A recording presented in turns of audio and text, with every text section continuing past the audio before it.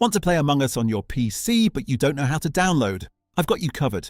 Let's get sus and get this installed in under 2 minutes. First things first, hit that search bar, type in Store and click on the Microsoft Store app to open it up. Once the store loads, go to the search bar at the very top. Type in Among Us and hit Enter. You'll see the search results pop up. Look for the original game by Innersloth. It usually has the red crewmate icon. Click on that one. Now here is the important part. If you have Xbox Game Pass for PC, this download is totally free included with your sub. You'll just see an install button. If you don't have Game Pass, you'll see a small price tag here. Click the button to buy or install it.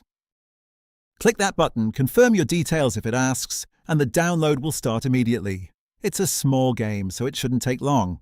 Once it's done, that button will turn into a play button. Click it and you are ready to sabotage. The game is now installed directly on your PC.